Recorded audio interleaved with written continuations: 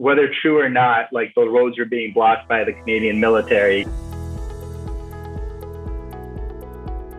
There was a lot of questions spiraling around, like, what is our role in this? Is this this is clearly a wild, wild west, clearly predatory markets. And, we kind of were in the middle of it weeks before I think most people realized. I think what is true CPA fashion, we just really dove in to try and understand this market. We tried to understand and how to navigate it because, at the very beginning, many of us, most of us in this field and the institutions that we serve have never had any exposure to PPE or didn't even know what those three letters stand for. Like within 12 hours of these conversations, we had a $10 million, purchase order on the line. And then whether true or not, the roads are being blocked by the Canadian military.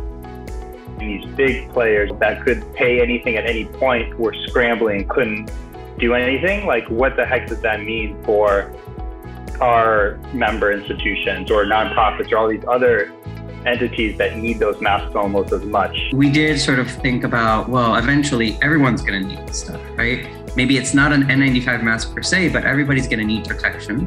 When we were activating the purchasing round and I got bids back from everyone, we had 11 vendors come back and bid out for these contracts, right? And we noticed that a lot of these vendors were, the vendors that had participated in our CPA bid out for PPE supplies in our first round were mostly person of color owned businesses, women owned businesses, local, and many of them had seen their business model radically changed because of the pandemic. With the Community Purchasing Alliance, we were able to sift through a lot of the uncertainty that existed. We were able to accumulate a lot of knowledge, and we were able to share it and socialize it with the different organizations. And through that process, made everybody's understanding, including our own, so much more robust. Your Community Purchasing Alliance, set up as a cooperative, is well positioned to be able to listen to our members and what they need, and really be able to mobilize relationships, technical knowledge, connections, and